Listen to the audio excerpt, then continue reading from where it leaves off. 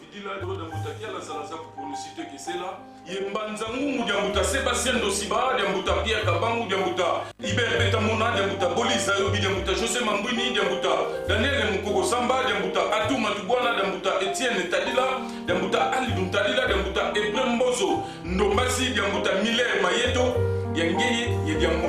Natsuaswani Yina. Rendez-vous chaque mardi à partir de 19h sur les antennes de GKV. Ngungweto est une émission de proximité pour l'émergence de Mbanzangungu. Ngungweto est une émission d'éveil de conscience. Très bien. Batata maman qui a botegeno beno lubagidi ntangu mulanda mandanda maunu mangungweto tukuluka ici kwa kulule tukutulandila ntangu fweni tu vuvilanga mambu manzo mu Ndinga Yamunzo. Bonsoir et bienvenue dans Ngungweto. Mesdames et messieurs, comme vous le savez très bien que cette émission est une émission socio-politique et culturelle. C'est dans cette émission où nous analysons et débattons quelques questions, quelques sujets ayant trait à l'actualité politique et ainsi certaines questions sensibles qui affectent notre société dans son ensemble. Donc, et tangu ifweni tukulizole ndandulu ya mbote iva tu fovilanga mambo ma politiki mambo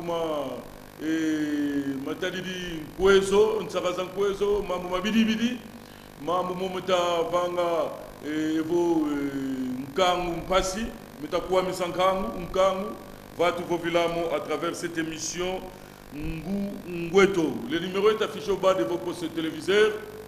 Envoyez-nous seulement des messages par rapport à Yama Motovila Wunu. Wunu, nous avons Mandana Mama, tout Amboulanga, toujours Bantu. Donc nous recevons toujours des invités dans cette émission Ngungweto. J'ai le plaisir pour moi de recevoir 3 invités. Ce sont des jeunes, excusez-moi, Nalobango la fois passée, que Ezana Mutuya Makasi. Toya Baramingi Bilenge parce que à venir il y a Mboka, à venir il y a RDC, ils ont l'obité, ils ont d'abord le lot, mais ils ont entre les mains des jeunes. Donc ceux qui vont prendre relève demain, ils ont Babilenge. Et il faut toyer déjà à travers cette émission Ngungweto et l'olengeni Babilenge bako kanisa makambu. L'olengeni bako réfléchir. C'est très très important. Bambangi bambuta ba uvo mbanza volusisidio kwa zimpweni mbanza itekomogene mbanza si ya foi mbanza si ya foi voisidi va moko mo bampwenya soki mboka etikali na maboko ya bilenge ngolo ba mboka ana ikobeba mboka kokufa.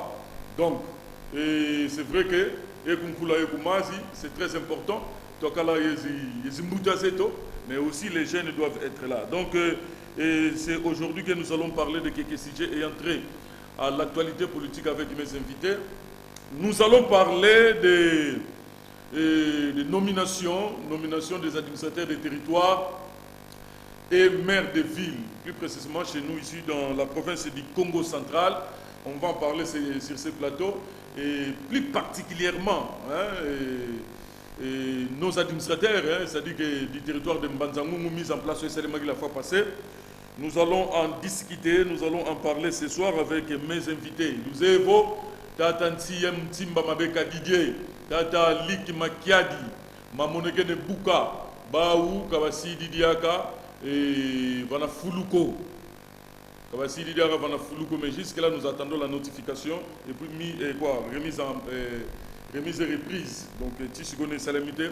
Nako senga un moment tant que le bilango pour mon aba photo il y a des déco oba remplacé mise en place au Salemi mais c'est Willy et Makumbani ou remplacé Tata Likimakiadi comme administrateur des territoires de Mbanzangungu suivi de Salomon Moudekoko et enfin Maman Arlette Makubungu chargée je crois de l'économie et finance. Donc nous allons en parler sur Vovilamo où nous kantama zabidiko bantu bobo badiati sa territoire kumbanzangungu bontonze bobo vake et la population Evonkangu appartient à l'autorité administrative. Donc c'est cette autorité là qui représente le chef de l'État pour le territoire abeto kumbanzangungu. Cette autorité là, quand je dis cette autorité là, d'abord je vois le numéro 1 qui est Willy Makumbani et Yani quand tamako sika vuankango wa territoire à Kumbanzangu, il faut tout étudier et tout le à travers cette émission Ngumweto. Nomination Salemi mise en place de Salemi de l'eau photo loba na ba somololo awa ça ne va pas. Ça continue quand même à bouger. Pourquoi? Bango batali parmi les 3 administrés wana ba tchewana et basa bato somololo te ba uti musika. Donc je crois dans la liste. Très bien. Dans la liste, nous avons au moment convenable. Voilà. Et nous poursuivons. Deuxième point, suite à vos villas, les constats qu'on a fait ici en Banzangoumou, plus précisément. Tout bandano à Banzangoumou, parce que la charité bien ordonnée commence par soi-même. Constat fait dans Banzangoumou. Bankakaba ou Manianga. Manianga, l'Insa Baka pouvoir au Kungoum. Yombe, l'Insa Baka pouvoir au Kungoum. L'esprit territorial on est côté la biso na Mbanzangoum. Oh non dibu entotwani. Aya zanani ayani musi kunanga. Gayani go. Mais du moins les constats qu'on a fait aussi à Nambo na biso Mbanzangoum et ce sont ces gens-là. Oyo bandibu entotwaou ba vovageno ba ukabeta bantu babeto.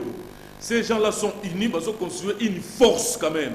Sur le Taliban, vraiment très fort, unis. Sur le Taliban, Manianga, et souvent c'est dans tous les une grande partie, il y a un secteur Nyonso, Bazanakati.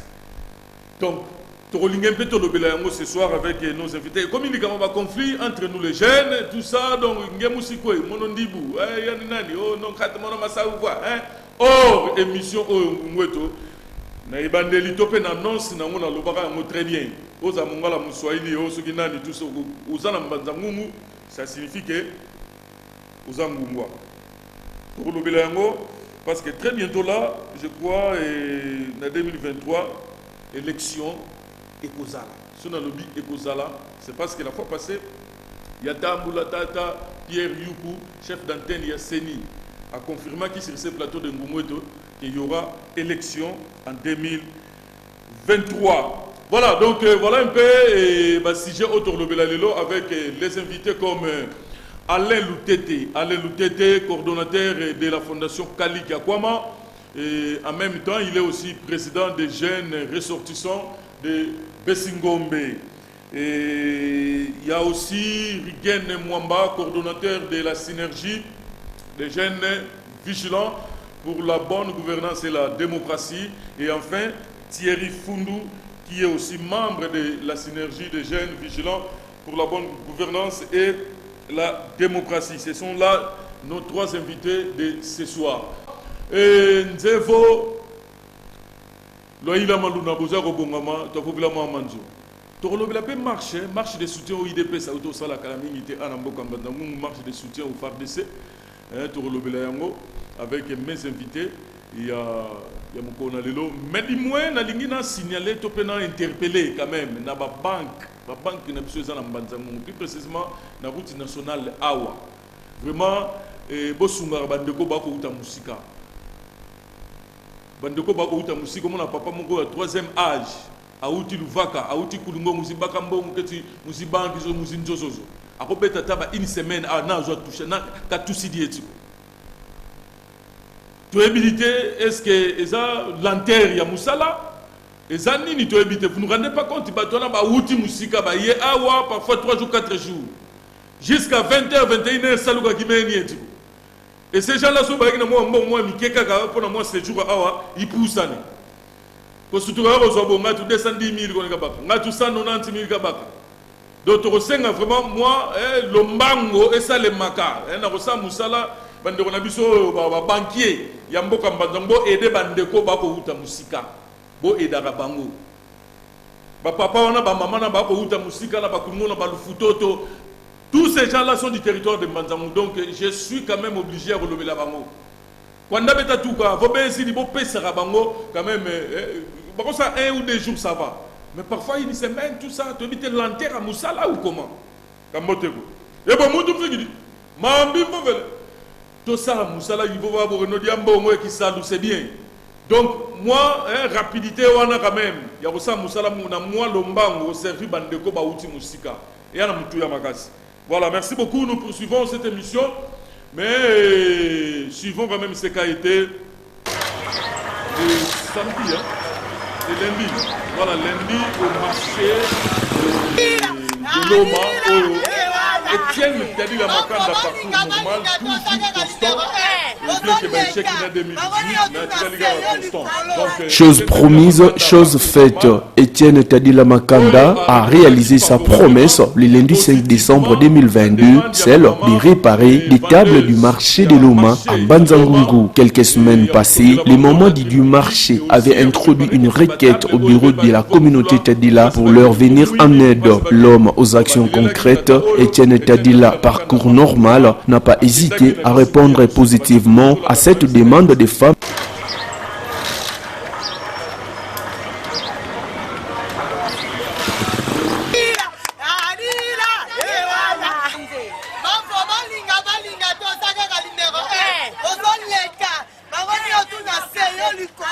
Chose promise, chose faite. Étienne Tadila Makanda a réalisé sa promesse le lundi 5 décembre 2022, celle de réparer des tables du marché de Loma à Banzangungu. Quelques semaines passées, les mamans du marché avaient introduit une requête au bureau de la communauté Tadila pour leur venir en aide. L'homme aux actions concrètes, Étienne Tadila, parcours normal, n'a pas hésité à répondre positivement à cette demande des femmes qui nourrissent les habitants du quartier Loma. Question pour lui de participer au développement de ces quartiers. Excepté cet engagement de réparer les tables, le président Étienne Tadila Makanda, président du regroupement des nationalistes révolutionnaires RNR en sigle, a aussi accepté de construire des latrines longtemps bouchées. C'est avec jubilation que la vice-présidente du marché de Loma s'est exprimée au micro de Ngungueto. Maman vice-président, maman nanga président zate menga naza vice naye. En tout cas, na sepeli makasi ndenge papa aosalela biso mwa musala o mesa côté moko baby abongiseli biso, côté moko za salita abongiseli biso, mais na sepeli mingi pour la papa. Papa ngo papa Cheni. En tout cas na sepeli mingi pour la papa Cheni ndenge asali, aobongisa so mo ba mesa mike. Donc mesa place wenje ezaki salite, abandi na wese. Allez, aye ko suki sepso na wenzi. Toilette na biso ezalaki ya kobeba, en tout cas papa simba ki yango, lelo toilette ebongi. Na minute o toilette elingesila, batu balingo sala mwa kokota na ba toilette. En tout cas papa, na monelo na oloba tetane na oseka. Ngai mama ki papa, nzamba pambola yo. Papa o tokopeso okosepela. Cette bonne nouvelle a fait réagir quelques moments de ces marchés qui ont tenu des propos élogieux envers le président du RNR, Étienne Tadila Makanda.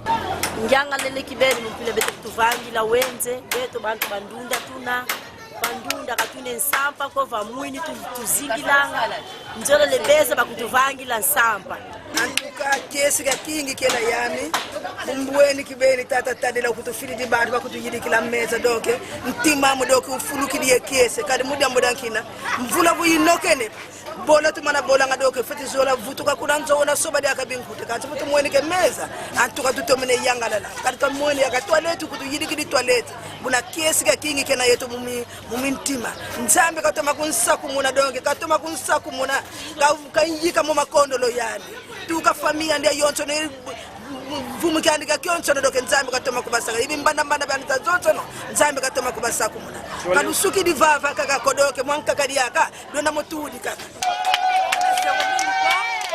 mbula tozaki toilette na wanje oyi mesiko tozi toilette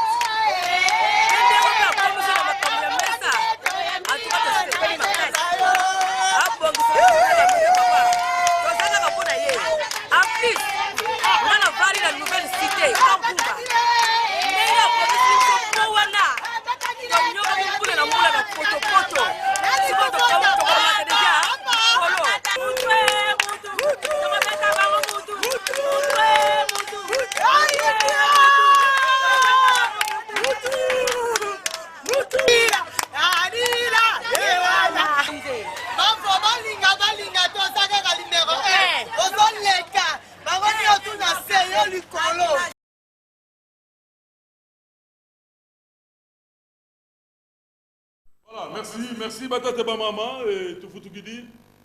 Nzevo Lutomenelanda, Tata Etienne Tadila Makanda, qui est resté toujours constant par rapport à ses œuvres, bien que Kabaka Goku en 2018, mais il y a une Moutata Manara Gena. Donc, Funda de Matondo Tata Tadila Makanda, ça dit si marché Loma, marché de Tukada Salamina di Simboadia. Yani Fulugan Tsubila, Fuluganani, tout ça, donc, Kai Simboadia. Quand vous savez que Mbongo et Kota Kanaba marché, on est qui n'a pas pu salar à Moussalani. N'kisi salar, ticket Lumbukier, descend. Donc, vous pouvez nous ticket ko, bakou ticket quoi qu'il y a foufou, qui kouanga, tout ça. Mais Mbongo aussi n'a qu'isi salar, et salarani. Bon, Tata Ligima qui a des pégassi d'Idia. Tu sais que vous n'avez pas mais dis-moi, il doit rendre compte. C'est très important, il doit rendre compte, il doit nous dire, oh, il y a ça là qui n'a pas yo, à quoi dire que ça là, ma salité. Ma cantine, ça qui n'a ça là, ma salie à monter. C'est très important.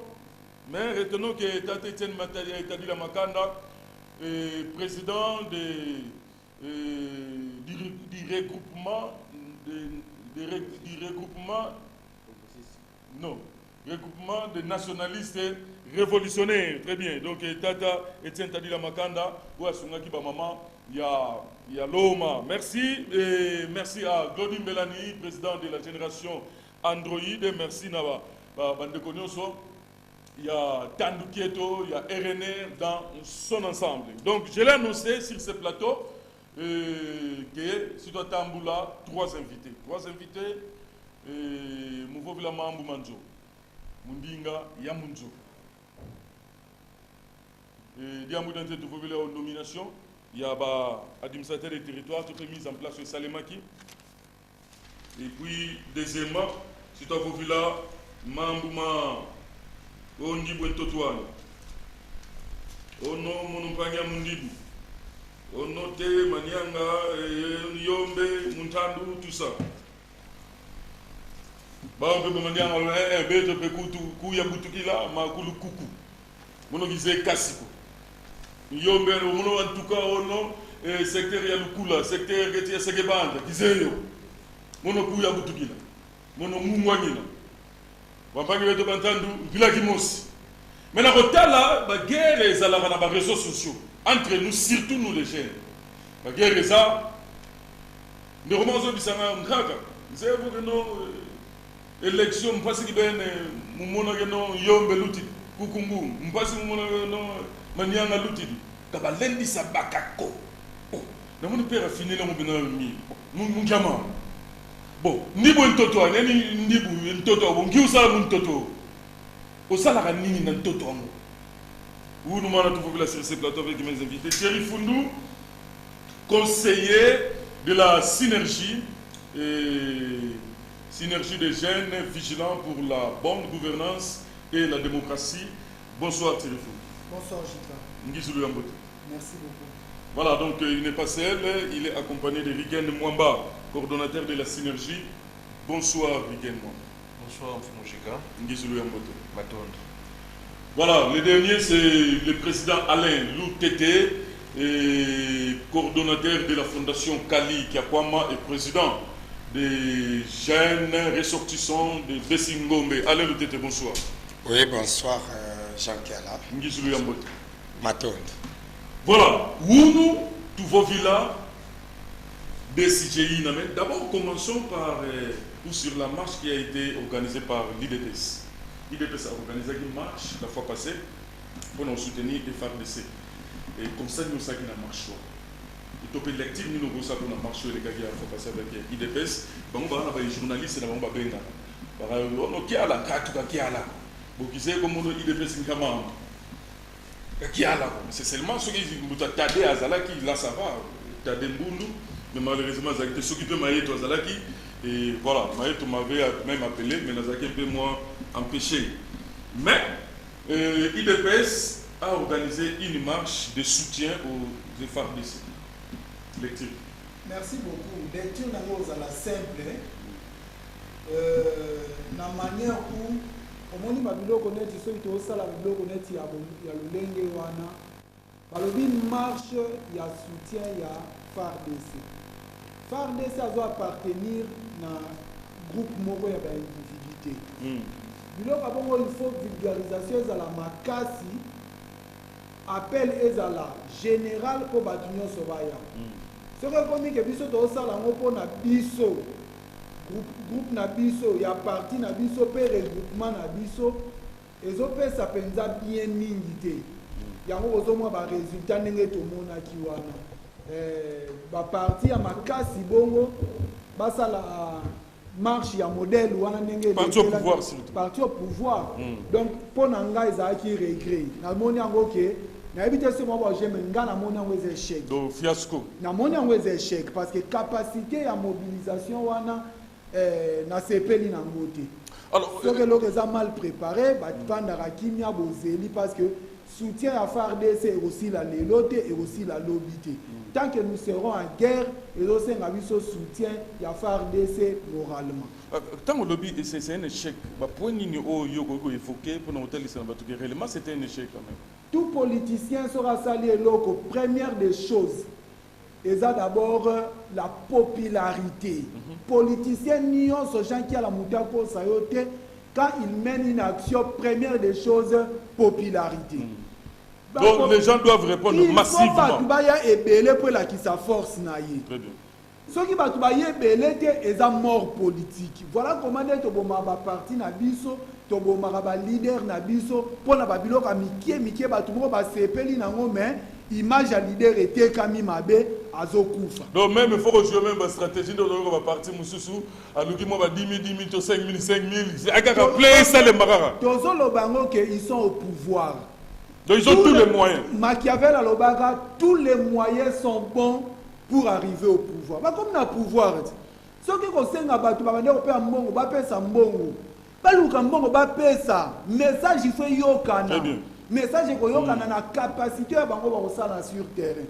Et le quoi un échec. Échec. Très bien. Donc un échec par rapport à son langage que Thierry Fundou, le conseil qu'il a fait, il a fait un échec. Rigan Mwamba lecture Nino Sali na marche parce que c'est étonnant parce que mingi ba yoki en pété et bani vraiment té sensibilisation et seulement qui comment. Et Rigel Mwamba, je ne sais pas si vous avez informé. Alors, lecture, nous sommes pour la marche. Merci beaucoup, Magnifica. En tout cas, moi, quand je marche, je n'étais pas informé.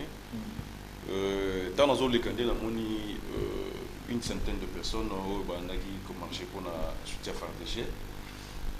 Le soutien FARDC, on a un conseiller lobby. Ils ont soutien mon côté, ils ont la couleur politique, ils ont un parti à Bissau. Parce que le parti là, ça peine à l'union sacrée au format. Donc, moi je vais le dire d'abord, ils sont des égoïstes.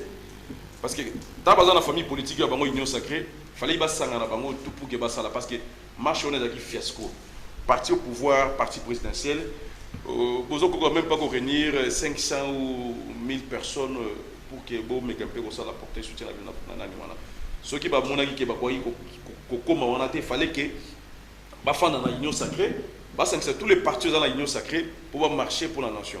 Et plus de deux. Mais pourquoi ne pas d'abord commencer à les féliciter pour l'initiative d'abord? Parce que vos bandits, pour l'union, vous attaquez directement par rapport à fiasco, parce que et Bakogi réunir et moi nombre important et abatouté. Mais par rapport aux idées, l'initiative. Au Tuninga dans la Silsinanda, l'initiative, on peut applaudir l'initiative est bien. Mais place indé aboutir et le Congo et puis fiasco. De soutien là, moi je l'ai toujours dit, le soutien va se porter dans la FARDC, côté où va marcher, de moni na est kuna gouverneur moi si à la tenir armée au soutien pour la FARDC. De FARDC qui sont dans front papa batouana soutien ouais moral la bonne est normal. Il y a un bon. C'est-à-dire soutien qu'on y porter dans FARDC Zambongo. Donc FARDC on a fait tous les Congolais sont derrière nous. Non, ça va. Il faut remonter moralité. Mais sur la Fandi Boye, avec la tika qui famille, à mon que non coûte alimente. Hein? Afin qu'il va monter que non moi le roman sous les bakisa mi que nani boye. Morale est à la normale. Morale est à la normale avec non ah. Ndena pour na boye. famille Pekuna, moi le bien aller. Mais soutien wana, on a besoin de Bambongo et politique parce que tous ces marches là, on est de politique, on sait que non, et le mais le pourquoi pas en réalité, comme tu dis qu'ils sont des égoïstes, et l'autre bimi, mais Gérard, on peut ne pas faire appel à ma partie, oui, force vive, monsieur Zana, président la synergie Zali, Bazali, mais Bozu, on a couleur politique, or ezali kama mboka mbongo siko ebima po esala nini parce que bango basala eloko te mbongo na fallait que de l'autre côté mais bango bazwa mbongo po fait ça olata kaka t-shirt soki ya parti hotelemi na prince mbongo zibayaki de quoi non on est mbongo mboko ekoma na mwa osakanela on est politique mutako fanda boye a raisonner na yeka bien non na organiser eloko mo ya marche po to benda mwakuta mais ces gens là toko ba keno ah mbongo wana ebima na ndenga parti wana bon on envoie ça et puis bande ko wana bazota mwa bouteille ya mayo to mona wa mais ça manque comme énergie pour que va combattre Très bien, merci beaucoup. Nous poursuivons. Alain Loutete, président et coordonnateur de la Fondation Kalika Kwama. Nkraka, Kiseko, si vous étiez informé par rapport à la marche qui a été organisée par l'IDPS, vos impressions et quelle lecture ça dit?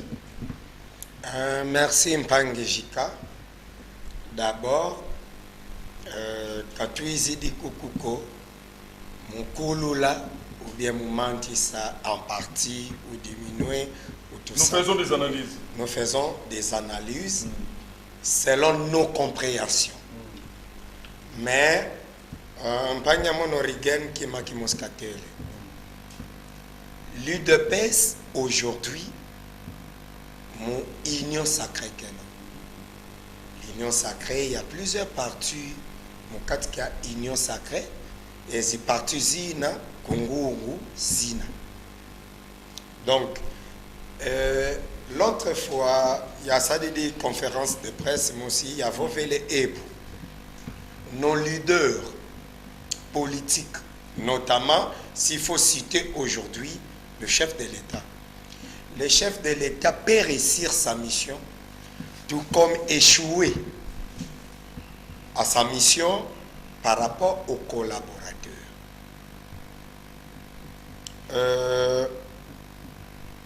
Un collaborateur, ce n'est pas quelqu'un à négliger.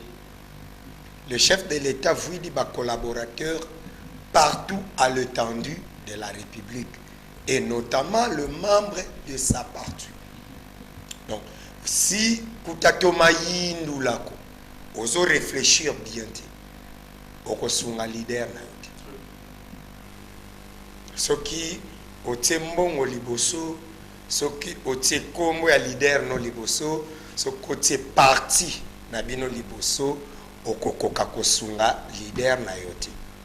Pour aider son leader, par exemple, dans un exemple simple, chaîne Oyo, Eza Yanan, Yambuta José Mamboui, non? C'est un député, n'est-ce pas? Chacun de nous ici, à part yo journaliste na chaîne naïe. Non, journaliste à chaîne naïe. Très bien. OK? Est-ce que ceux qui osala qui un mauvais collaborateur, OK, ko invité mutoloko la Alain Loutete connu de Kiakwa? Parce que 2023 ezoya encore pas. OK, ko invité nga olinga loba. Alain Loutete baza bato yo tokoza na bango tango patron ya chaîne aoza na terrain na cadre ya campagne donc bango ba adversaire na biso par exemple. On comprend? Donc un chef doit avoir des collaborateurs qui l'aident et pas bazo suspendre une classe. Alors qu'est-ce que vous voulez dire par là? Je voulais dire tout simplement que chef de l'État aza aidé na parti na. Parce que quand je dis l'union sacrée existe en Banzangou, c'est qu'il y a deux partis faisant partie de l'union sacrée, Baza, Awana Banzangou, mais est-ce que marche yo betelanga les d'accompagner et de soutenir notre force, nos forces armées, nos forces de défense. Kinshasa accuse. Je vis circuler dans certains groupes. Mais est-ce que va aider le chef de l'État? Aider, pourquoi? Parce que tant où PPRD est en pouvoir, Ngai, à côté, il y a Mbutaki Kwama connu de tout le monde comme un grand opposant à pouvoir Kabila. Les gens nous voyaient discuter Nambuta Salomon Moudekoko. Nazui. Nazo chité rapidement. Mbuta Salomon Moudekoko que je félicite pour la nomination en tant qu'accueillant. Tu discutais dans Facebook à l'époque, WhatsApp n'a rien été. Tu discutais dans Facebook, mais mon biso n'a pas quoi te fandi pas ya maman Christiane, tu kabola kopo. Et puis les gens babane koloba bosala ba théâtre. Mais tu yeba qui codivisé, ko ça la part de choses. Donc, même Mbuta Salomon Moudekoko lorsque activité ya pépère des alus, par exemple, même de konanga rigena pembe, tu yebani. Il me disait, Alain, tu as ça la activité boye pour la récite nango. Je t'invite. Non. Est-ce que tu peux dépêcher moi, Bandeko, Bayakotia, hein, moi, Ngouema. Ce qui IDPS aujourd'hui, puisque nous ce qui a échoué, ce qui a échoué, parce qu'il fait séduire Ndenge président Nabango, paix à son âme. Mbuta Tshisekedi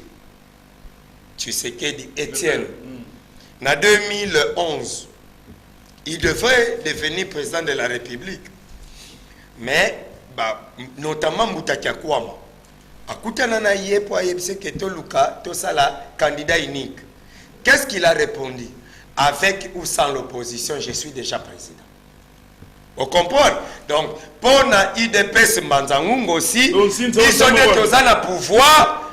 Donc, non! Batunio se bagoya na bango kaka po ba que parti au pouvoir. Mais ezala qui fiasco. Ba échoué fiasco. Très bien, nous poursuivons Batate Maman. Donc, c'est l'émission Gungweto sur ce plateau. J'ai trois invités, Thierry Fundou, Riken Mwamba et Alain Loutete. Je l'ai annoncé au début de cette émission que nous aurons 2 ou 3 sujets à débattre ce soir. Autobandina marche de soutien aux FARDC et organisé par Ndeko il y a IDPS. Nous sommes marche Zalagi. Nous sommes marche Zalagi. Donc, Thierry Botouli, Giladji et Ndeko sont IDPS. Ce qui est vrai que c'est fiasco, il y a fiasco. Le fiasco. Ce n'est pas propre quand même. Comme il ne pas mon candidat là, ce n'est pas bon. Voilà, deuxième sujet, nomination des administrateurs des territoires. Mise en place au Salemaki la fois passée. Nous retenons rapidement, territoire de Kassangulu, titulaire Lubanga, Lupopola, adjoint au ATA, Saloumou Flori, Impiana Yenga Alain. Territoire de Kimbula, Lusakutemo, Mfumu Vital, Kisembe Bama Alva, Mboma Mukalenge. Bon, donc Kimbula, territoire de Lukula titulaire, Diakano Mpila Damas. Diakano Mpila Damas, Nderonabiso Mbanzangungu Awa, il y a FCR, et celui-ci, Yem Takomi, administrateur des territoires. Il y a Lukula, c'est un ami qu'on a grandi ensemble, tout ça, mon bébé. À l'époque, Bango Bazana Campos, Thierry Fundubana Fojek, donc tout ça qui ensemble, Bisso, église et milieu du village, toujours dans la presse. Donc Thierry est plutôt Biakanoa Mpila Damas, titulaire au territoire de Lukula, Vangu Fidel Atea, Liombo Niamekuli.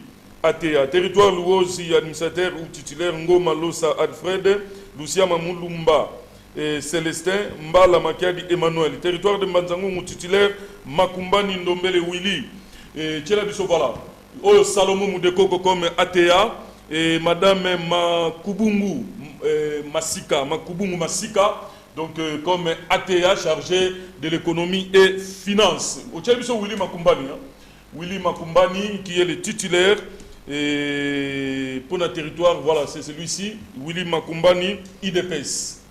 IDPS. Félicitations, monsieur l'administrateur du territoire. Et territoire de Mwanda, Kindouelo, Ndona, Nicolas. Et Boutou, Tambwe, Christophe. Territoire de Sekebanza, Lelo, Lendo, Pacheli, Kitebo, Bongala, Alfred, Ikoko, Iela, Bruno. Territoire de Songololo, Kazadi, Mukeba, Evaris, Kazadi, Mukeba, Evaris, Kazadi, Mukeba, Evaris de Songololo, Batatubena, Mavungu Mboko, Innocent, Mavungu Mboko, Innocent, Mbuyu Ituku, Jean Roger. Territoire de Tchela, Mavambu, Makanza, Dido, Mbenzandona, Alphonse, Nzoko Mpungu. Voilà, donc, et puis, maire de la ville, je crois qu'on Mbete à Matadi, et puis à Boma, je crois qu'il y a une dame, je l'ai noté quelque part, mais on comprend était les assurer. Voilà, Thierry Foun, nous sommes pas nomination à l'administrateur. Est-ce que c'est important changement là, vraiment? Il faut seulement les administrateurs sortants, très bientôt là, il faut pas bima. Puis au côté à côté. Lecture nous salaki na nomination. Merci beaucoup. Nomination. Donc il faut parler tous les 10 territoires en général et puis territoire de Banzan. Nomination pour Nanga na Monango Eza Kitoko. Eza Kitoko pourquoi? Parce que dans l'administration nyonso, il faut nous péper à sike zalaka. Ce que nous péper à sike zate, net au monde comme routine. Nous avons ça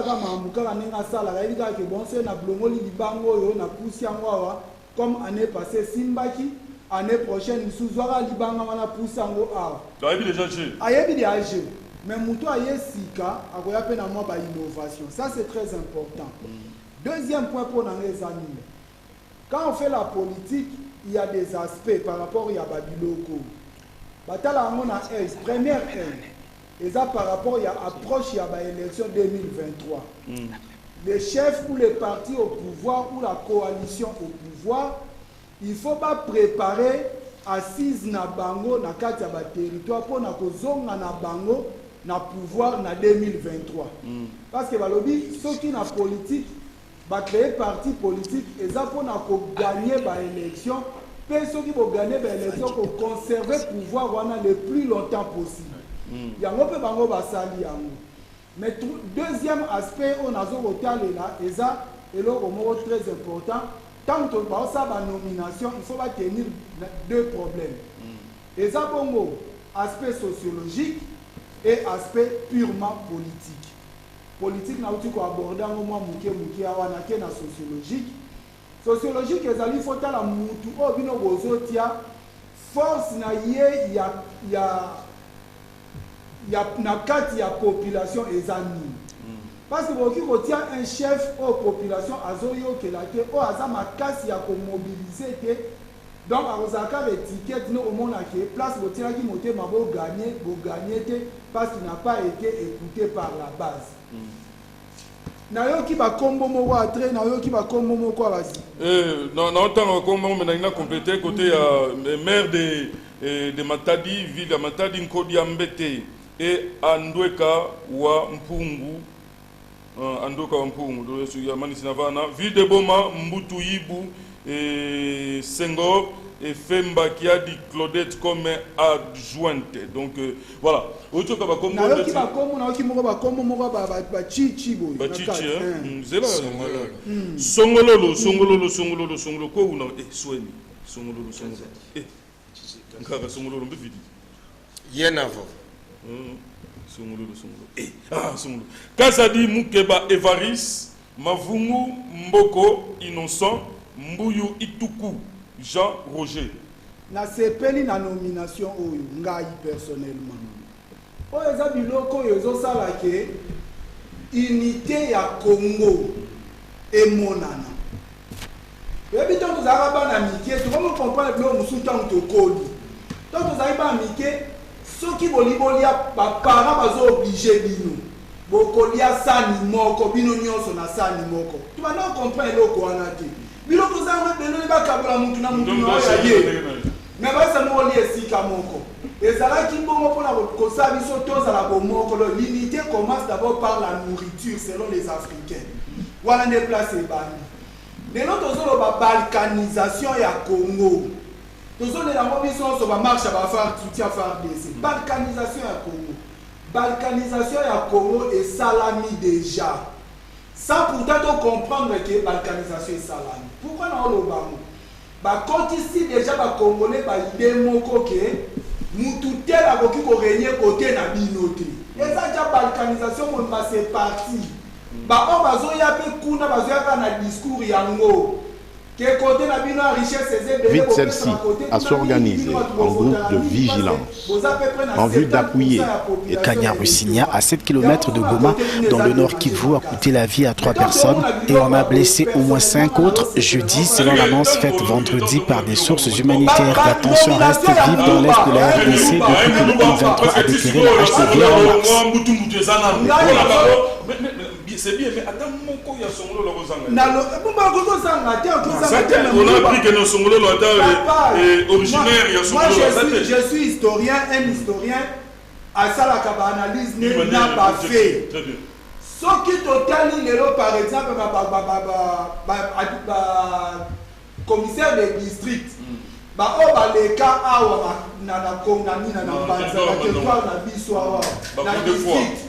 okotala mutu atika kombo makasi atika elemo makasi na commissaire de district nyos il n'a pas été mukongo bwabwa kayembe ye mutatonga nzela wana ya ISP eke obima ISP ke matiku na kota ville wana il n'a pas été muluba sokotali na Nord Kivu mutabon asala ba action na Nord Kivu koleka Konde de ville Kikanda za Konde de ville Kikanda za ki originaire wa Congo central.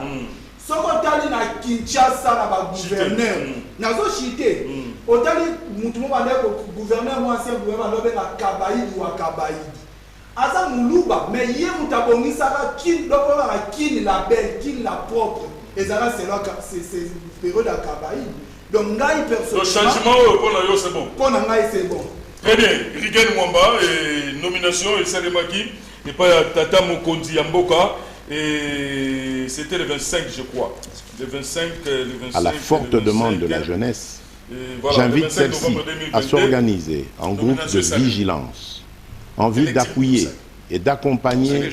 Et de... tout ça par rapport au tirage, c'est que moi je dirais dans la 4 nominations, on a donc je vais d'abord commencer à féliciter ma nominée. En tout cas, félicitations. Et puis, il y a d'autres campagnes au Baji, dans le territoire. Nomination au Yopo Nangaï, bon, Natangiango Nandenge Moussous, parce que je n'avons André, parti d'épée, c'est le gars qui a dominé. Ce que moi je dois reprocher aussi, si dans Bandeko, Baganouti, Garabali, c'est pas le chef. Ne cherchons pas à nommer Batou pour la couleur politique. Cherchons aussi des compétences pour que professeur Kindeliboso ou Mbouke Kindeliboso. Au Italie, côté aux autres baguettes, côté au nommé, côté au nommé. Vous savez. Donc, c'est-à-dire, pour il y a trop de militants, de membres de l'IDPS oui, dans la nomination. Oui, trop de militants, il y a IDPS, donc IDPS, ça doit récompenser Batanaï. Là-bas, poste, il faut chercher, il faut le compétence. Ou le compétence, non, c'est bon. Ah, on a territoire à Bisso. Au Italie, on a Tia. À Tia. Côté la couleur politique, mais tu as lutté contre Nani Kuluna. Moutouma au bout yangote. Donc, côté la ah bon. Mais si ça apparemment, c'est quelque chose qui date de très longtemps. Et la partie politique, notre position du pouvoir, il faut te positionner, je ne pense pas. Il y a notre Mbouta qui a été cipé à son âme, notre Mbouta. Non, Mbouta Kufa, oui, Mbouta couleur politique. Tu peux me dire couleur politique? Est-ce qu'à l'époque de Kabila, ils allaient pas été? Papa. Babilo Bozarano qui va nommer, mais la façon où on va vitesse supérieure. On peut dire que non, on doit gérer le projet 145 territoires. Donc on doit gérer le projet 145 territoires. Mais là, on se souvient de mon place, on a mon idée. Tant de chercher, unité, il y a Congo. Ma nomination, normalement, on devait prendre aussi des non-Congo, aller gérer na Kivu, aller gérer na Kasai, aller gérer na Maniema. Et puis, c'est de Maniema, ou la Kasai, va gérer comme des titulaires, mais accompagné avec des originaires. Donc, aux 8 titulaires, mettons, il y a Maniema, ici à Mbanzangungu. Mais il doit être accompagné avec originaire. Pour que voilà qui c'est que nous mais besoin de nommer bateau baza compétent au monter au sala. Tu prends Jika va gérer territoire de Massissi. Parce que Jika quand il va aller à Massissi, hein, va confier au sujet banini Jika familiarisé déjà. Jika biloko wana yotala été. Jika vient pour travailler.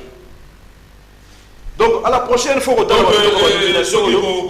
échec pour nous saluer mingi par rapport aux nominés ou la nomination surtout d'abord dans le territoire à Songolo, il faut le dire, et mon boulot est important parce que donc originaire il y a Songolo Azate parmi les nominés. Non, côté Songolo, ceux qui parmi les 3 originaires Azate, ils ont fauché. Donc parmi les 3 wana, il fallait qu'il y ait originaire. Attends, mon bazala. Mon kotomi balé bazala wana. Mais Thierry Lodi c'est pas mal. Non, je rajoute Tozo le bala nenga titulaire. les noms. Tozo bala les noms. Na été sozo comprendre ngai. Na kati wana, ceux qui bango misatu. Baza bato Songolo loté, za mwa passe. Mais na ba territoire normalement, tozo soit titulaire.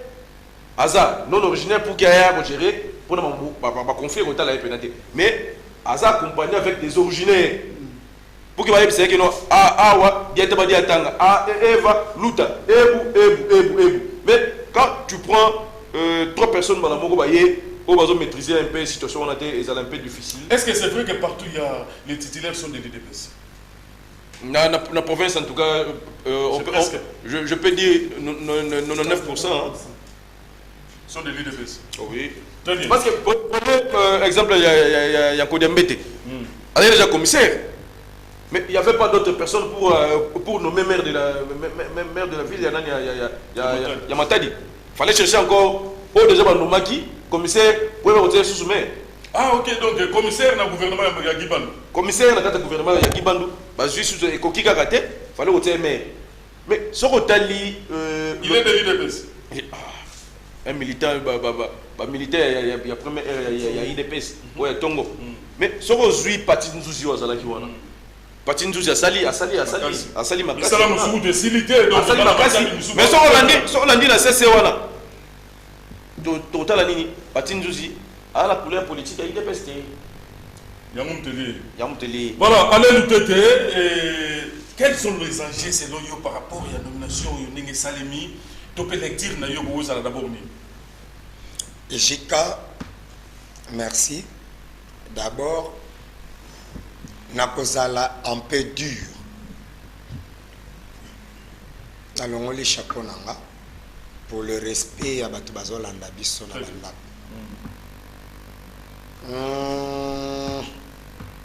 Congo central. Province ya Simon Kimbam. D'abord, Jika Nakokende, je dirais, à l'ordre dispersé. Moi, je vois qu'il y a 2 minutes, 3 minutes. Nakokende, na ordre dispersé, n'a pas ma prédécesseur, n'a pas besoin de parole. Mais, pour nous, aider, pour soutenir Bandeko Nanga Songolo, j'ai l'air duré. Chers frères, chères sœurs, vous n'accepterez jamais ces nominations Batouana Bakotana fonction T. Basala T. Pas parce que je veux diviser, parce que je suis tribal, mais seulement parce que Naza censeur envers Ngamoko, alors que Batouba nommé Baza censeur que envers Bango Moko. Jika, d'abord, à l'époque de Mobutu, yende nakuta. À l'époque de Kabila, na vivre yaye. Yayi, na bakada ba nomination boye, balongoli mutu, na mbanzangu batindi soki wapi, a garder poste na ye, mais alongwe azalaki a na mbanzangu batinde na chela, alongwe chela, batinde na bandundu, tout ça. Mais en tant que yo, journaliste, les jours où tu trouves les noms de gens qui ont été déplacés au Komona, il y a Kabengi Sangalisusu. Au Komona, que nomination, le président Félix Tshisekedi a sali partout, à 90%, et ça va nouveau venu. 90%. Est-ce que ces nouveaux venus n'ont pas droit? Non, le problème, ce n'est pas qu'ils n'ont pas droit. Le problème n'a pas d'administration. C'est l'expérience qui compte. Si nani Atoyantuya a sali, awa comme Atoya, ba mérite oyazui na mbanzangu pendant son mandat, pour nanga na monaki par exemple, a kokaki komata parce que azalaki assistant, a kokaki komata amema expertise wa bandaki na mbanzangu na masimanimba. Ça va? A kendepe ko continuer kuna. Mais bakoti si batu mususu, bambutanti ya bakota ki bazala kite. OK? Mais il faut que tia ba nouveau venu, ba ye ba expérience. Je ne diminue personne. Mutu batie administrateur de territoire na Mbanzango. Tu as vu sa photo là? Willy Makumbani, l'administrateur de territoire. Willy Makumbani. Très bien. Membre OK, la territoriale asala wapi. On se comprend. T'as la papa. Biloko oyo. Non, IFD, institution, il y a enseignement supérieur et universitaire. Mais la territoriale, quelle expérience qu'il a. Au moni yoka na ina yebisa yoboy. Na ina yebisa yoboy. Na ina yebisa yoboy. Na ina yebisa yoboy. Titulaire, balingaki batia, quelqu'un qui a déjà de l'expérience, bakoti si batwa sika, banda peut-être, bazo landa pe pembeni ya mokonzi waza déjà l'expérience. Bango pe ba yekoli. Parce que les Lombutanti a sorti administrateur des territoires quelque part. Il va bien travailler. Il va bien travailler. Il a déjà... Voilà. C'est justement ce que j'essaie de dire. Il ne faut pas nous prendre de nouveaux venus. Tous les trois administrateurs, Kobanda titulaire, ti assistant naye, bango nyonso na Mbanzangungu, ce sont des nouveaux venus dans le monde wana. Qu'est-ce que nous devons nous attendre na expérience ni baoye la biso to babanda ko sale la biso essai stage. On se comprend. Il faut un expérimenté parmi bangoza là déjà. Oyo linga sa mababi non na territorial les alaka bongote, ta les alaka boye. Donc oyo, moi je ne suis pas d'accord na ba nomination wana. Par rapport à ba nom originaire na chité wana. J'aurais aimé le président Tshisekedi nomme un Muluba au Congo central. Namona pe il nomme un Mungala na Congo central. Namona pe il nomme un Swahili na Congo central. Et vice versa. Un Congo ailleurs, un Swahili ailleurs, soutenir nos forces armées, nos forces de défense. Kinshasa accuse Kigali de soutenir les rebelles du M23 afin de faire main basse sur ses richesses. Alors... Et on peut en parler. Pourquoi je ne suis pas d'accord que les Balouba viennent chez nous ici? Ok? Baya. C'est là la cité. C'est un tribaliste. Je ne suis pas tribaliste. Donc, par exemple, on a eu commissaire de district 1 na Mbanzango Koule Anongwa Wakei Tchela. On a eu administrateur de territoire Botoko, administrateur de territoire, Koule, commissaire de district, Moukoloni Nimbanzangungu et Refita Bango. Ok? Mais nazo chité bien, Jika. Ce qui est là, Mbanzangu bien que batte batwasika. Bango nyonso. Mais ba me quitter comme un non originaire na Mbanzangungu. Parce que baebi Mbanzangungu. Ils savent bien qu'à Mbanzangungu, il y a des gens comme Moutayorgo. À Mbanzangungu, il y a des gens comme Balelouté qui ont la maîtrise quand même du territoire. Non! Oyo qui savent dire non lorsqu'ils ne sont pas d'accord. Ils peuvent toucher ailleurs, mais pas Mbanzangungu, parce que Bandeko Baolanda, ils ont... Alors, par rapport IDPS, on nous dit ici que 80%... Non, moi je m'en fous. IDPS, c'est ce qu'a lingui à 100%. Non, mais ces gens, moi je m'en fous. Faut que tu aies confiance. Ok? Vous pensez que le président Tshisekedi a commis président parce que les membres de l'IDPS n'est pas voté qui est? Puis ce mot que tu as naïf, tu votes, tu as attaché à un parti politique. Ce qui a été 100%, il y a pas de nuance. Il y a des DG, il y a des ministres, tout. IDPS. Moi, je m'en fous. Je n'ai pas voté pour lui. Je n'ai pas voté pour lui. Moi, mon choix était clair. Parce que je ne voulais pas vivre des trucs qu'on déplorait les lots. Voter qui est, assumer. Parce que je n'ai pas voté pour lui. Vous comprenez? Donc, à voter, à le premier ministre IDPS, ministre IDPS, IDPS, je m'en fous, ça ne m'engagerait pas. Donc, je comprends. C'est son point de vue. Alain Loutete n'est pas content. Il y a un non originaire dans son mololo. Et il n'est pas tribal, mais a expliqué un peu ses raisons. Comme moi, je l'ai toujours dit, moi je combats le tribalisme. Mais dis-moi, la tribalité, je suis pour la tribalité. C'est très important. Voilà. Thierry Fundou,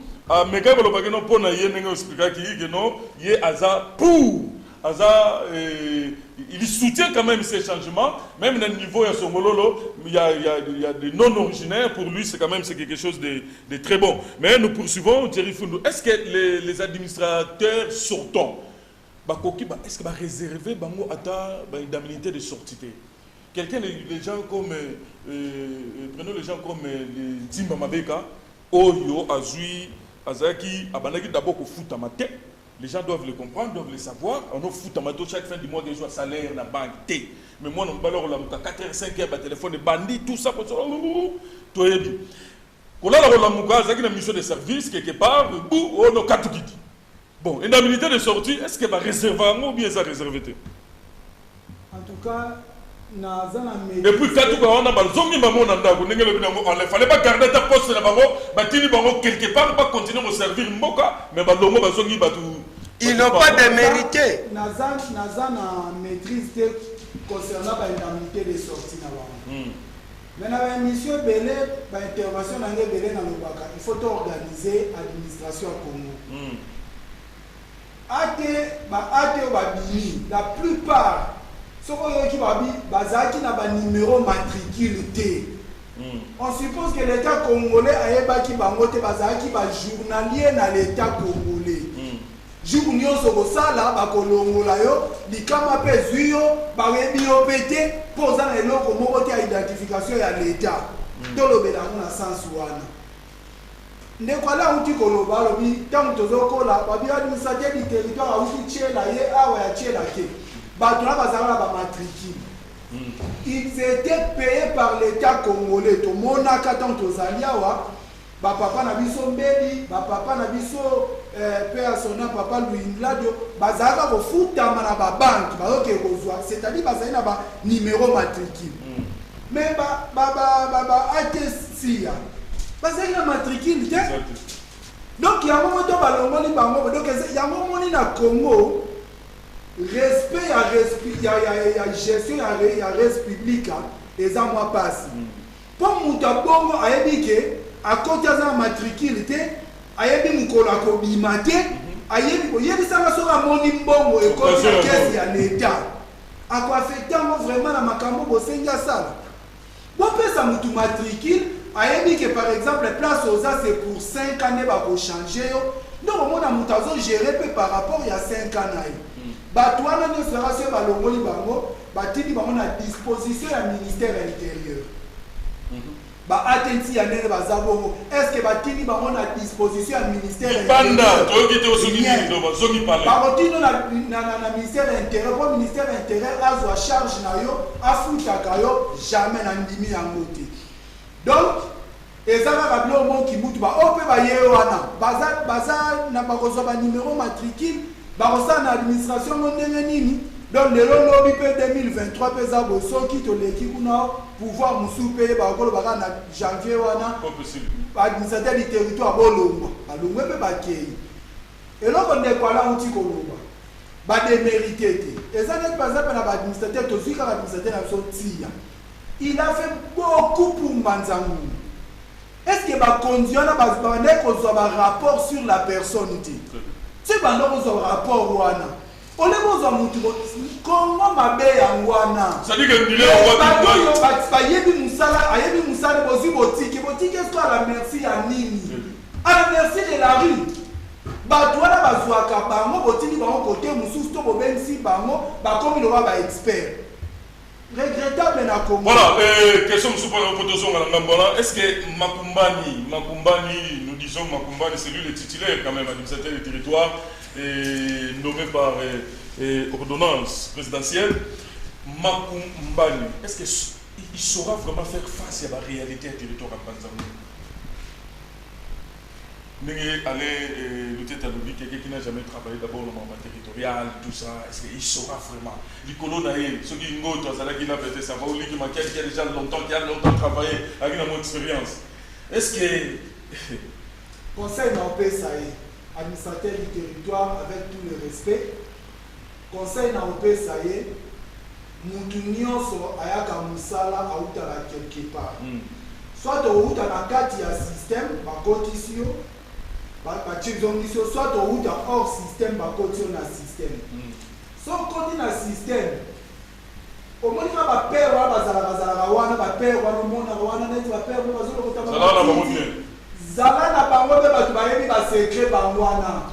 Ba konsa yote ke ozwa mutu moko kama za mutu a parti, olongola ba papa wana, okegotia batu a parti kosala yango te. Kutu ngai déjà na yoka ki na nenga ndungu mono ngungu eto pouvoir.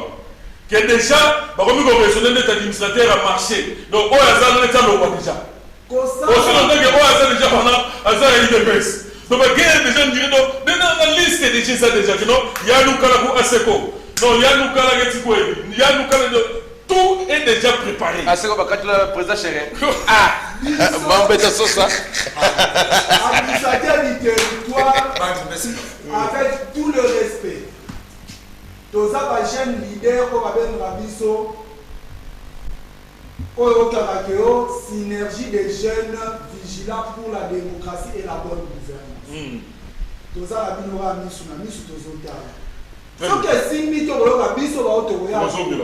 Très bien. Voilà, merci. Mais avant de faire ça, Rigel, toi là d'abord c'est qu'a été le dimanche, je crois. Le dimanche au camp Fatebel, l'Olenge, les députés Santé, Singa, Nizetou, député provincial élu du territoire de Mbanzangu, Mogo ya Sungaki, maman topé hôpital. Il y a quand il fait belle, ou Jumo Nicolo, quand il fait belle, Mobima, na hôpital. Le militaire du camp lieutenant-colonel Bilolo et leurs dépendants étaient dans la joie le dimanche 4. Les militaires du camp lieutenant-colonel Bilolo et leurs dépendants étaient dans la joie le dimanche 4 décembre 2022. Joie causée par la visite surprise de l'honorable Santenzinga, député provincial élu de Mbanzangungu. Bonjour.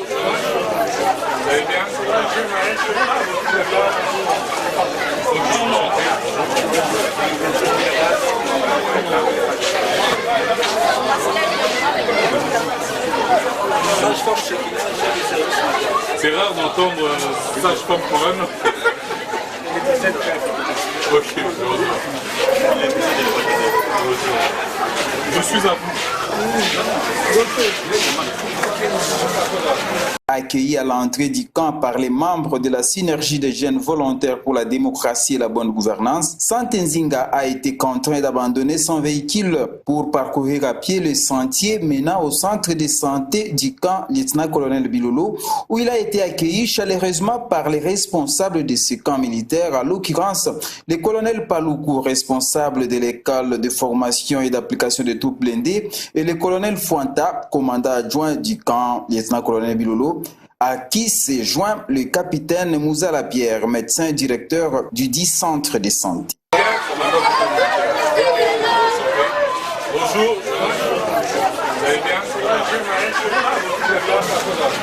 Le député provincial Santenzinga a procédé à la visite de quelques pavillons de ce centre de santé pour palper personnellement du doigt les réalités que vivent au quotidien les responsables militaires qui gèrent plus de 50 patients. Ces responsables lui ont présenté un cahier de charges reprenant leurs désiderata.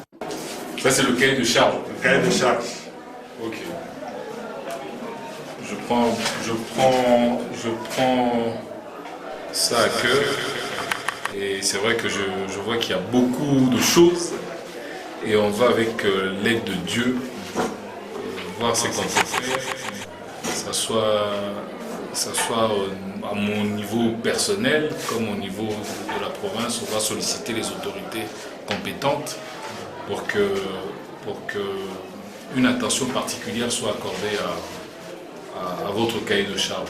Avant de sortir du bureau administratif du centre de santé des militaires du camp lieutenant-colonel Bilolo, l'honorable Santenzinga a payé de sa poche les factures d'hospitalisation des malades, une trentaine, retenues faute de moyens financiers. Mpona nini talaka mbongo eza te bazofuta basoda mbongo malonga te ndenge tovandi ya tomoni honorable Santenzinga tosepeli makasi to akende liboso nzamba pambola ye mpenza pambola ye na oyo asali mpona biso bamama basoda. Juste après, le député provincial a lancé d'une manière symbolique le courant électrique dans ce centre qui en était privé depuis plus de 30 jours. Le leader Mbanzangungu a précisé que sa visite au camp lieutenant-colonel Bilolo est une façon pour lui de répondre à l'appel du chef de l'État, son Excellence Félix Tshisekedi, qui a demandé à tous les Congolais de soutenir les FARDC. Le chef de l'État a dit qu'il fallait soutenir les FARDC. Moi, la seule façon qui s'est présentée à moi de soutenir les FARDC, c'était notamment de venir ici, de pouvoir régler quelques problèmes qu'ils avaient. Et c'est ça mon apport par rapport à ce qu'avait demandé le chef de l'État, donc aux forces armées de notre République, en fait. Bon, on a réglé un problème de courant qui s'opposait.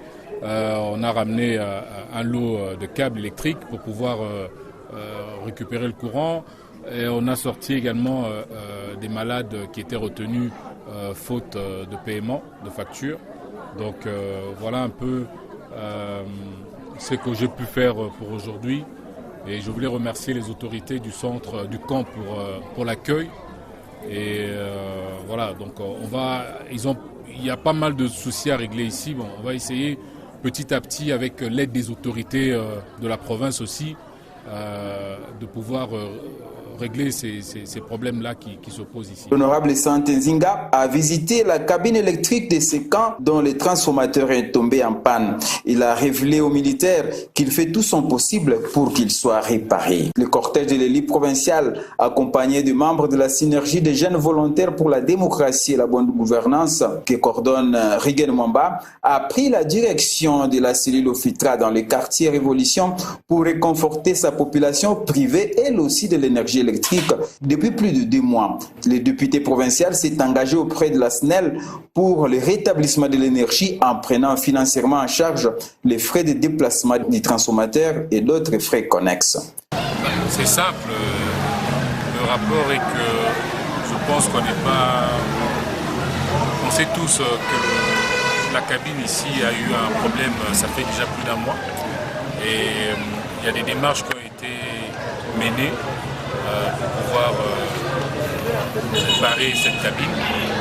Je sais que cette histoire de cabine a fait, je pense, c'était fin septembre, si ma mémoire est bonne, que le problème s'est posé. Et 3 jours après, j'avais écrit au directeur régional de la SNEL, à Matadi. Je lui avais fait une correspondance pour lui rappeler qu'il y avait un problème ici et qu'il fallait absolument que cette... et il y a des démarches qui ont été menées pour pouvoir barrer cette cabine. Je sais que cette histoire de cabine a fait, je pense, c'était fin septembre, si ma mémoire est bonne, que le problème s'est posé. Et 3 jours après, j'avais écrit au directeur régional de la SNEL, à Matadi. Je lui avais fait une correspondance pour lui rappeler qu'il y avait un problème ici et qu'il fallait absolument que cette cabine trouve solution, parce qu'il y a quand même des milliers d'abonnés ici qui sont pénalisés et que le fait que cette panne persiste, ça entretient une insécurité dans le coin. Donc il fallait absolument voir un petit peu comment les choses allaient s'arranger très rapidement. On a eu, comme toujours, entretenu une pression douce en coulisses et ça a aidé à ce que la cabine, normalement, la cabine est déjà en route et ça arrive ce soir. Il y a la cabine, il y a le transfo ici et il y a le transfo de Kala. Donc normalement, c'est pour aujourd'hui que ça doit être livré. Ce geste de cœur n'a pas manqué d'être félicité de demain par Rigel Mwamba, coordonnateur de la synergie des jeunes volontaires engagés pour la démocratie et la bonne gouvernance. Quand il y a un problème à transférer, il y a un tata honorable Santé Zinga, comme je l'appelle toujours l'autorité morale de la jeunesse. Il est sensible à ma population. Il y a un il fallait intervenir tout la courant mon hôpital quand il fait belle tout mini câble tout des câbles ben mon sur moine parce que la presse kavo va ben mon sur le moine comment tout des courant pour et puis minda il aime et puis deuxième activité tout moine mon animal au fitra fallait campagne ba au fitra donc qu'il a honorable ba kotan samu. On a eu comme toujours entretenu une pression douce en coulisses et ça a aidé à ce que la cabine, normalement, la cabine est déjà en route et ça arrive ce soir. Il y a la cabine, il y a le transfo ici et il y a le transfo de Kala. Donc normalement, c'est pour aujourd'hui que ça doit être livré. Ce geste de cœur n'a pas manqué d'être félicité de demain par Rigel Mwamba, coordonnateur de la synergie des jeunes volontaires engagés pour la démocratie et la bonne gouvernance. Quand il y a un problème à transférer, il y a un tata honorable Santé Zinga, comme je l'appelle toujours l'autorité morale de la jeunesse. Il est sensible à ma population. Il y a un il fallait intervenir tout la courant mon hôpital quand il fait belle tout mini câble tout des câbles ben mon sur moine parce que la presse kavo va ben mon sur le moine comment tout des courant pour et puis minda il aime et puis deuxième activité tout moine mon animal au fitra fallait campagne ba au fitra donc qu'il a honorable ba kotan samu ba transfo ba kotan samu. Donc quand je parle il y a kotan samu, moi je suis témoin et puis il y a quoi en Pangishika, ma épreuve, même mon photo, Wakotan Samuoro, transfo, il y a Manissa, et puis Boutique, honorable nous assurer déjà transfo, Mundilaïna, donc il y a 2 transfos, Zunga qui a territoire, Zunga qui a Banzangou. Donc, moi si il y a ça là, Koulukala, moi aussi, Banzangou, donc Banaba Fitra, Bakala déjà Moukese, donc nous transfo, Sibakanga. Si possibilité, balenda tout la courant, soir ou bien Mbazi Souka, si bakala courant. Un jour après la visite de cet honorable, la SNEL a rétabli l'énergie électrique au quartier Révolution grâce à l'appui financier de l'honorable Santé Zinga, député provincial élu haut la main dans la circonscription de Mbanzangongo.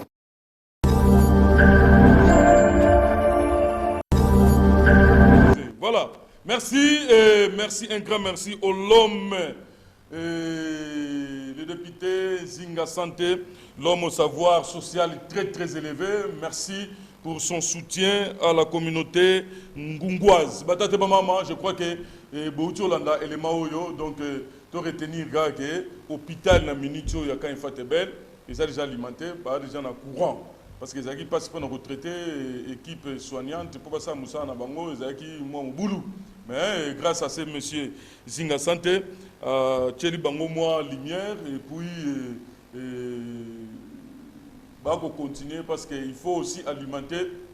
Transfert quand il fait belle les appels à moi Kokoso. Je vois Rigen Mwamba a expliqué parce qu'on a Moussino Makase Longo na Thierry Fundu. Merci à l'honorable Zinga Santé pour notre soutien pour le bien-être de la communauté du territoire de Mbanzangungu. On a eu, comme toujours, entretenu une pression douce en coulisses et ça a aidé à ce que la cabine, normalement, la cabine est déjà en route et ça arrive ce soir. Il y a la cabine, il y a le transfert ici et il y a le... Monsieur Salemaki, si vous avez quelque chose à ajouter. Souci on ne sait pas ces gens-là parce qu'ils détiennent aussi des secrets. Il y a Mboka. Parce que Moutouko là-bas, il y a Wana, Atamboli Mboko, Atamboli territoire, Bimba, donc il y a coin. Batabo Batika, il faut caser quelque part. Ça utile na kati ya Mboka. Botika Bangoka Raboy. En divagation Raboy. Les boyes Raboy. Moutoupa Roya Raboy. Quand tu peux récupérer, tu peux éviter parce que à ce moment là secret. Ça va tout le monde pour récupérer. Ça utile. Ça non. Nous tous les ans makasi. Parce que tout le monde a 60-70, toujours dans la fonction publique. Les représentants du chef de l'État matricule 0. Donc, on a 3 ans sur le côté. Donc, on a des journaliers à l'État. Donc, l'État a exploité, a silicié, et puis a dit merci à Bakuluna. Donc, c'est ça que je veux dire. Voilà. Donc, merci à Bakuluna. Merci. Merci. Allez, peut-être un mot, plutôt 1 minute par rapport à Fincoma. Oui, donc je voulais dire que ce qui montre, ce qui prouve que combat IDPS a mené les bisons en Moko et a 37 pour le changement, ce n'était pas le cas. Donc, ils ont fait leur combat pour Namabumuna Bango. Comment voulez-vous, papa? Comment voulez-vous? Moutabandi carrière. Bozuye pendant 2 ou 3 ans. Bande comme sous babani. Moutali qui m'a dit oh aouti kokene. Abande la qui ateyawate. Il est venu de quelque part. Batinde. Nambanzango. Il était même chef de cité. Hein, chef de cité. Mais il était déjà dans le système. Amatu. Mais Bamisus bokoti ici, diku bolongo libango, sans bopesa bango ata orientation moko. Na yebi kutu si ils ont été notifiés par rapport, il y a de part, ou par rapport, il y a après la remise et reprise. On vous nomme administrateur de territoire, s'il vous plaît, représentant direct du chef de l'État. Lobi balongo na bango yo kakaboye, otikala kozwa salaire ti. Prime Yamalungati. Indemnité de sortie paix. Toza nango assuré te pona yoki angote na quelqu'un na communiqué moko to na conseil des ministres balobele yango ndeto yoki quand même gouverneur ndeto yoki gouverneur on les tient à l'œil alobi que prochainement bando futa ba chef de village hein moi prime pour ba chef de village par rapport il y a budget Oyo a présenté dans l'Assemblée provinciale, voté en unanimité. Donc, l'UDPS a mené un combat pendant 37 ans, s'il vous plaît, pour na aya qu'on nomme les biso batu, lobi batu boaki yo, loko la lila la bafi biesi le soukal babouaki. Mais quelles sont les précautions oyo bazwi na mutu lokola akeyanti ya kia kombati kuluna ailleurs lobby to l'autre parce que c'est non remise et reprise te babanga nano azana mukonzi précaution nini bazwi lobby akoma mutu lokola il a combattu de Kuluna. Il a fait arrêter de Kuluna en masse. S'il vous plaît. Patinzouzi, Amatadi, il a fait arrêter il n'y a pas un mois. Aïe qu'on présentait gouverneur Kuluna Bangoye. Et ce Kuluna là, tant que la justice va libérer Bango moyennant Banine. Quelle insécurité mboke koki kotiana ba propre compatriote ya oh sacrifier qui vient même ndaku na ye comment qui ba buki yango mais tout ça mais il n'avait pas l'intention il n'avait pas l'intention que ofanda na classe qui tranquille ba bengango il voulait rester na bande connaît à Christero alingi bana Christero mais il devait faire son travail. Malgré qu'il s'est roi, mboka na ya il a fait arrêter tous ces gens-là. Les lots polingi busiko basani, bazong c'est na Christ roi, alongwa na kan tranquille, azong a pas na ye na Christ roi. Quelle insécurité, quel pays peut faire ça? Très bien, Thierry Fundou, une minute seulement pour nous citer dans toute notre question Moko. On a reçu que c'est la émission par rapport à l'esprit territorial, mais une minute, il faut conclure par rapport à ce genre. Une minute, nous avons la réalité à Aratena Kinshasa. Au moins, le bourgmestre Nyos Obalongwe à Kinshasa. Bakabon là, on va dire que récemment, mais que Bamonion se va gagner, on va dire que donc, un exemple de l'État congolais, il pas même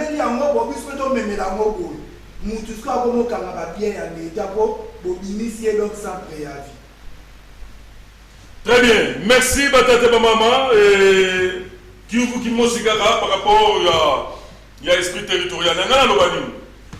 So boke na Kinshasa ba ko sabino geno ezana strictement babengaka banaki avec Gola Montemona ba ya santé molongo e babili bela e beto da kungu mo la ngumwazi kala Gola ngumwazi ba ka ba geno ba kuisa ba belesidi ba ko kele saiko besidi en za ou tout ça donc voilà et esprit territorial oyo na ngina lobela awa to lobela na bandeko on a fait un petit constant na mbanzamu on dirait mbanzamu za ya bandibu kaka c'est-à-dire que poste on a mutu soko zongote ndibu ka fa zo élection manière ba lekate muyomba ba lekate ndibu ka fa tuduta moi guerre wana et comment parfois pour pénaliser makambo quand même le développement c'est tout un processus quand même ils ont exigé participation à Bissonios. Même les Bibou, même ceux qui banani tout ça. Métissage, voilà, il y a la langue, il y a la race, tout ça. Ils ont même appelé développement dans le milieu de la territoire. Il y a Mbandamou. Si c'est une question par rapport à ça, les tirs nous ça dans l'esprit territorial, c'est une bande pendant. Esprit wana na senga rapenza to longula yango parce que kota la bo mutu azokunde la Mbandamou. Azala muyombe, azala manyanga, azala mutamu.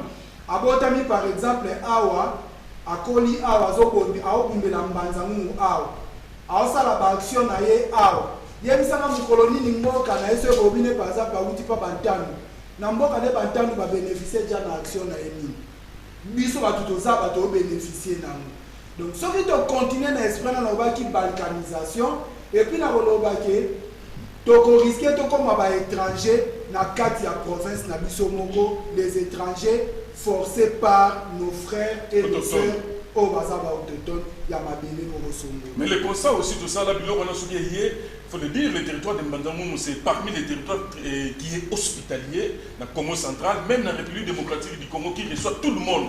Mais ceux qui toquent, par exemple, Aorana Kisantu, dans Saint-Ligue, va transférer dans Saint-Ligue, va être au Mbandamou. Oui, les résidents, ils ont affiché sur les 9000 coups, ils ont dit, pour nous, ils ont dit, banda, il y a Kisantu. Et bien, on entend que les gens ont ça vite. Et ce qui fait aussi, moi, esprit, on a dominé ezokota na baautochtone bayokokuta awa nakoyebisa yo nakosukisa na lisese ose rappele baperiode tobandi tv nakosukisa na lisese omoni nasola na papa moko alobi baorgueil mosusu eza orgueil dans la simplicité bakabeli yo elamba olati elamba so nga nazoyebisa bato jaki ya elamba nde ebongisi ye soki nga napesaki ye yango te alingaki kolata yango te nasuki wana. Ça dit beaucoup, hein. Si je ici, il faut continuer, je crois, mercredi prochain, mais je vais inviter, moi trop, mercredi prochain, on a Cédric Matotamboula, il y a structure Joie Forever, Cédric Matotamboula, Moutou Social, hein, donc chef de personnel, il y a Université Congo, avec sa nouvelle structure Joie Forever, il y a aussi Honorable Ntumbu au Photos-Alanae, après les 15. Toujours dans cette émission Bungweto, et enfin, Torozalana représentant à parti ICO, hein, maître Efremi Ntsumbu. Donc, Toroluka quand même, moi, espace Tolo, mais là, on peut te dire parce que c'est loco, ça fléau et makasi, si tu biso babilenge sur tout télé, moi pas si lecture non par rapport à l'esprit territorial également. Moi, je dirais que l'esprit territorial, c'est l'esprit à bannir, parce que sur Biolanda, ils ont passé. Biso tobotami awa tokolia on sait quand même banzango ngezalaki le loba o bazo ya pe bazo punda pona banzango pour que banzango ya avancer le lobiso ya bigeno no zotali baya yo bigeno kayani ko mono nzo ile campagne mono nani intel et tout dans le secteur mosi en tout cas le manzango ne veut pas avancer manzango eza mboko ba benga déjà 10 villes au monde la tikaki déjà. Donc, les villes politique qui reçoit tout le monde.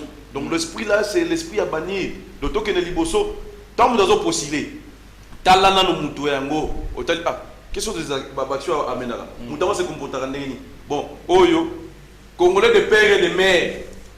Je vais voter Congolais de père et de mère pour voter la communauté, il y a territoire en Manzangungu. Parce que la communauté, tant qu'on bénéficié déjà. Tant que nous avons le côté, tant que nous avons il faut que nous ayons pour que l'objet de la communauté bénéficie de plus. Le lobby est à la Zawana. Au Bani, Kali, tout le monde a été, tant que nous avons une élection. Mais Kali a un terrain, a une action. Il y a non, à 12 ans, autres secteurs, monter au voter dans le secteur. Donc l'esprit là, il faut bannir quoi c'est l'eau qu'on a. En tout cas, il faut oublier. Au nom de jeunes, mais les constats fait aussi, constat fait ok, même par exemple à Lika, pour voir les jeunes Ngungwa, Nib, au monde il y a Ika, Barosa a 10. Ok, il y a ISP, au monde il y a jeunes Nib, au monde il y a ISP, il y a 20. La plupart, ce sont des personnes qui ont Kasi, Manianga, Koto, Meko, tout ça, Sekeban, mais tant que comme moment de positionnement, il ne faut pas nous faire la même chose. Mais vous verrez que les jeunes, jeunes électriques, tout ça, Paris Foot, tout, mais un positionnement est comme nom Manianga va dominer Bisso, Banane va dominer Bisso. Quelque part, c'est une faute. Il y a un Bisso. Vous savez, Jika, bon, à compléter, au moins, il y a par rapport aux compétences. Donc, le lot de Bageno, Balibata, chef de télé, chef émission, Baroulouka, qui répond Jika, Jika Batiwana, donc pas cause à n'importe qui. Donc, il y a un faux débat, donc je pense. Alain Abdeloutété, analyse Nayo et tout ce que oui, merci Ndeko Jika. Nako défendre le territoire nanga. Je dirais Nabandeko Nanga. Parce que tant que comme aussi j'allais le démontrer noir sur blanc que na province ya Congo central, Kobanda Kazangul, tina suki sina Mwanda, territoire où eza hospitalier ko le Kambanzangungu yati. Na peso exemple mukie. Création ya Université Congo. Ok? Université Congo, tango kelami. Ce qui département ya médecine, ezalaki na kisanto, c'était par rapport ya manque, hein? Ya ba bâtiment awana mbanzangu. Lokola tobandai ko kutikila. Ba pesi kuna, lokola pendambo ezana kisanto.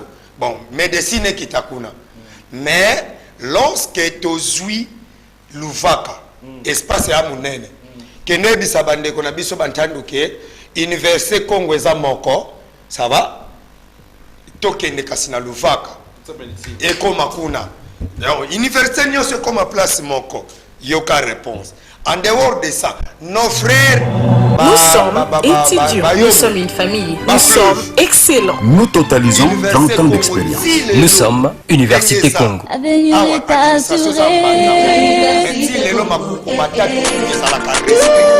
Première université privée communautaire de la RDC. Besoin d'une solide formation, l'Université Congo vous offre un enseignement de qualité dispensé par des professeurs qualifiés avec son impressionnante bibliothèque, ses salles informatiques bien équipées, ses laboratoires et salles de pratique. Vous serez formés comme nulle part ailleurs. Composé de plus de 3500 étudiants réunis dans les facultés suivantes: droit, agronomie, économie et gestion, polytechnique et architecture pour le site de Mbanza-Ngungu, médecine, sciences de l'information, de la communication et sciences politiques pour le site de Kisontou. Seul votre travail, votre détermination et la formation reçue vous feront briller partout dans le monde. Elle est située dans la province du Congo central, ville de Mbanza-Ngungu, référence maison Kitala, et à Kisontou en face de la gare. Contactez-nous au 089. Hormis cela, on a eu Nakweti qui est du Bandundu comme député. Il a voté même de gouverner. Ok? Quel est ce mundi balobaka ke Nakweti qui kozala député te pas biso ba combat créé à longwa député à part contentieux na bango bakendaka. Oyoka kawapi bandibu bazo combattre Nakweti. Wapi? Non, dire ça c'est faux de Kojika. C'est faux. Voilà, donc Alain défend son territoire de Mbanza-Ngungu. D'ailleurs, dans le Bango, aussi, Dokolo, n'a rappelé un moment Dokolo, patron des patrons. Dokolo. Moussingo Mbao. Mais il a travaillé avec Emmanuel, gérant et directeur direct d'Oyambala Moko. C'est lui qui gérait quand même les biens, compagnie, tout. Il y a Dokolo, c'était Kousouamina. Kousouamina Maniana. Les vieux à Masco, Moutakisombe, premier suppléant à niveau national, c'était qui vient mon Moutabandundu. Donc, Bitouma, on a tout guerre, on a surtout biso bilingue dans les réseaux sociaux. Surtout biso. Voilà, maman, tout le monde ici, mais retenons que métissage à la langue, il y a culture, il y a nini, tout ça amène aussi le développement dans notre contrée. Mesdames et messieurs, nous sommes à la fin. Encore une fois, un grand merci à Thierry Fundou. Merci d'avoir répondu à mon invitation. Merci Rigel de Mwamba. Je rappelle, c'est le cordon de la synergie des jeunes vigilants pour la bonne gouvernance et la démocratie. Thierry Fundou aussi est membre de cette synergie, de cette structure. Et aussi, enfin, nous avons qui est Alain Loutete, président des jeunes ressortissants de Bessingombe. Voilà. Et enfin, il est le coordonnateur de la fondation Kali Kia Kwama. Batate mama mandana mani sinivava na ba message européen sanga du moins à 2 minutes n'attend ba message très important mutazuta attend à comment il faut quand même que se pelisa bandeko ba komi. Et entre-temps, je vous rappelle que ma foi, mama wangu, mena, kunandambu ya morgue, papa nabiso Moussangi Simo sur l'avenue Kassavubu, vieux Libandi, vieux Newman, et Patika Kibiso, les 16, et les ala, Nkielo, et puis les 17, sortis, il y a Nitou, Batuba, Batuya, Bisimba, Simbabu, Kendelisusu, c'est-à-dire pour par rapport, il y a cabine. Bonsoir, Ngumweto, Moussala Malamu, merci. Mbanzangu Moussoni Makasi pour na makambu oyo kindokiza awa naza na kisantu ngungu ezalaki boete ate ti ya vraiment asali makasi na ngungu. Bonsoir Ngumweto, Moussala Malamu, il soutient. Je vous suis. Bonsoir Mbouta, vous allez bien? En ce moment, les colonnes, c'est avant. Je vous suis depuis chez moi. Les invités doivent faire des analyses non sentimentales. Les frères qui est habillé en casquette et celui dit Alain, dit Alain exhibe leurs opinions politiques sans conviction. Celui qui est à votre droite a beaucoup bénéficié du régime passé et a eu certains avantages. Il doit savoir que dans la politique, une fois la concurrence finie, il y a maintien du pouvoir. Donc la nomination est claire et bien faite, puisqu'il y a continuité de l'État et le travail s'apprend selon les aptitudes. Signé Séverin Makiese. Il y soutient Mbouta Kiakwama. La question que je la pose. Qu'est-ce que Mbouta Kiakwama a fait pour sa base?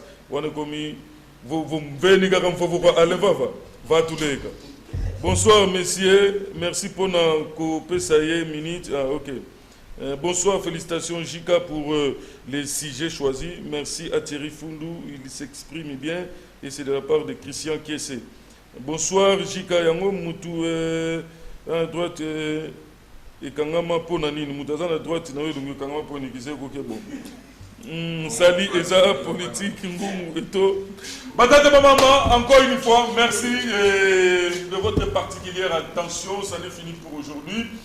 Je l'ai annoncé, je crois le mercredi prochain, nous serons avec Cédric Matoa-Tamboula. Cédric Matoa-Tamboula, Moutou Social, avec sa nouvelle structure qui est dénommée Joaïde Forever, Tozanaï prochainement. Et mercredi en 8, je crois, nous serons avec l'honorable Pierre Ntsumbu Moutou Kalavo. Et enfin, le maître Liévin, plutôt maître Ephrémi pour le compte ICO, pour le compte du parti ICO, parti cher au président Moukoko Samba. Cabine. Non, on a passé le message rapidement. Donc, le transformateur, il y a quand il faut en tout cas, comme les gens m'ont dit, donc, comme l'honorable avait promis avec la synergie. Donc, pour fêter l'honorable Santé Nzinga, sensible à la situation de la communauté. Donc, transformateur des communes Matadi, l'objet au Kitawana, pour qu'il y ait la randonnée à la Zalarawa. On fêter dans le courant. On fêter dans le courant. Transformateur est déjà courant, hôpital à Zoé courant, donc Tikali, comme Bimbezo au courant, donc les chefs de l'État qui soutiennent la FARDC, donc soutien, il y a un peu de continue. Batate Maman, il faut commandant de Manissi. Mais si j'ai une nomination par Imanisigo, parce que jusqu'à la notification, quand ça dit Tigo et puis remise et reprise, quand il s'en amène Tigo. Donc, il y a un Godamé, Bazana Oulia, et bien que fout un Katouani, il va foutre à quoi, et surtout il y a un atelier qui y a le Baron Kabaka, tout ça va tout ça. Et aussi, par rapport à esprit territorial, on continue prochainement. Nabandeko. Batate Bamama, va te manier une émission. Merci à Jafete, merci à Cédric Fumbula. Merci à tout le monde. Et qu'on se retrouve les mercredis prochains, même chaîne. Merci. Mbanzangu diambuta kisombe kia kumwisi diambuta kitemuko diambuta mbondani diambuta dokolo diambuta vidila diambuta kia la salaza pour ne citer que c'est là ye mbanzangu diambuta Sébastien Dosiba diambuta Pierre Kabangu diambuta Iber Betamona diambuta Bolisa Yobi diambuta José Mambwini diambuta Daniel Mukoko Samba diambuta Atou Matubwana diambuta Etienne Tadila diambuta Ali Duntadila diambuta Ebrem Mbozo Ndombasi diambuta Miller Mayeto Yangeye Yediamu Natsuaswani Yina. Rendez-vous chaque mardi à partir de 19h sur les antennes de GKV. Ngungweto est une émission de proximité pour l'émergence de Mbanzangungu. Ngungweto est une émission d'éveil de conscience. Ministre des Sports, sous régime de Mobutu. Et à Mbanzangungu, nous connaissons tous les résultats. Mbouta, Bonzo Mbouta, Kiakoma Kiakiseki Gilbert, plusieurs fois ministre dans ces pays. Budget, finance, économie, portefeuille. Résultat Ngumuki, Salakira. Les grands opérateurs économiques. Data Dokolo Wadebesele Tambo, avec 15 banques et 9000 travailleurs. Moutaki Ala Salazar Koulon qui a donné de l'emploi non seulement à Mazamou, mais aussi à Kinshasa, à Kassangulu Matani Boma Mwanda, l'ensemble de la province. Moutamanvilida. Avant de construire cette route-là de Taboura, il est allé consulter ses bamboutas. Et les bamboutas l'ont aidé. Posons-nous la question, est-ce que c'est le cas aujourd'hui? J'ai dit non. Aujourd'hui, chacun est dans son coin. Nanou Tunganzila. Oui, il y a Anita Tunganzila.